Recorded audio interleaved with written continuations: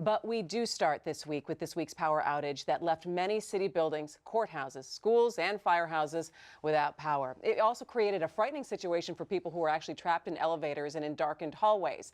The culprit?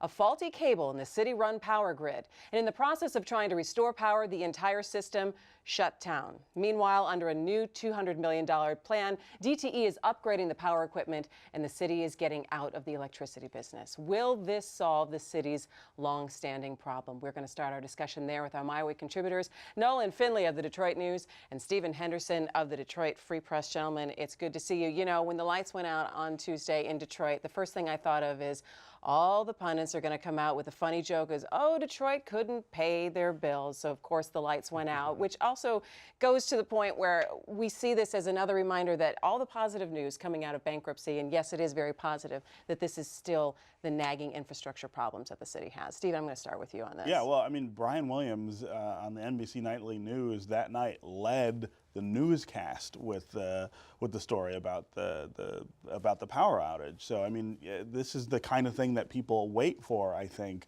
to sort of remind the nation of how dysfunctional this place is, how much work there still is to do. Of course, the story was very surface and got some stuff sort of wrong. It's another black eye for the city, but this is one that we deserve because it's been a long time that we've been arguing about how to deal with this public lighting department in this grid that's 50 years old and has never been maintained or invested in. You know, we can't get off of that fast enough to get to just DTE, but it's going to take time. Yeah, I mean, it's decades of neglect, and it's not just the electric grid. We know the water and sewage network is also in just abject disrepair. I think it'll help going to DTE, but you know, DTE has its problems too. I mean, we have a lot of power outages in this region. I mean, they don't keep up with as well as they should with the tree trimming. We've got very few miles of underground cable here, you know, so we're subject to winds and ice storms and whatever. The infrastructure in this entire region, both public and private, needs a lot of attention, a lot of investment. All right, so we're talking about the growing pains of how they're going to eventually switch over this system, and it's going to take a number of years.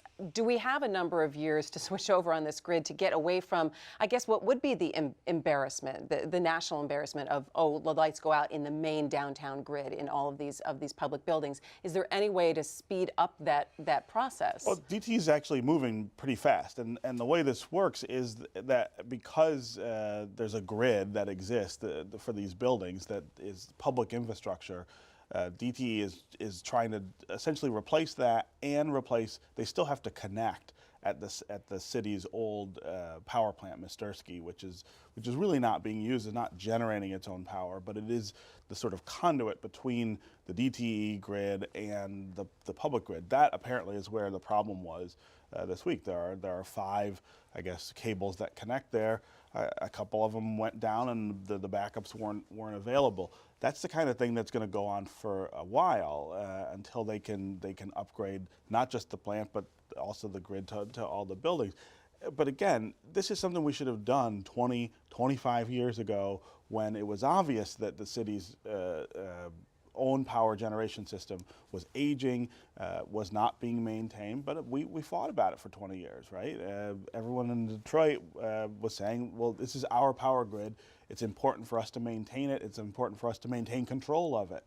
And meanwhile, it kept deteriorating. So now we're in a position where we're going to deal with outages until DTE can switch it all over. And a lot of like patching like a flat tire, just keep kind of trying to patch it along, Nolan. Yeah, you know, but I do think it's important to remember most of downtown wasn't blacked out. I mean, most workers who work government. Right, it was all the government buildings, not private businesses. It was a little bit overplayed, I think, in the national press that, you know, Detroit blacked out. Part of Detroit blacked out, but we kept on working.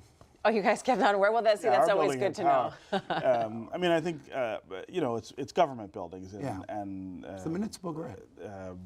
Wayne State University, the museums, the Detroit Medical Center, though, I think is also on that grid. And again, you have firehouses and things that people really rely on for public safety that we're sitting in the dark. So it's not a joke. I mean, it's an embarrassment for a reason. for a substantive reason that we just got to do better. There are third world cities where you put up with all kinds of crazy stuff, but the power doesn't go off or the street lights don't go off at night. We should be better.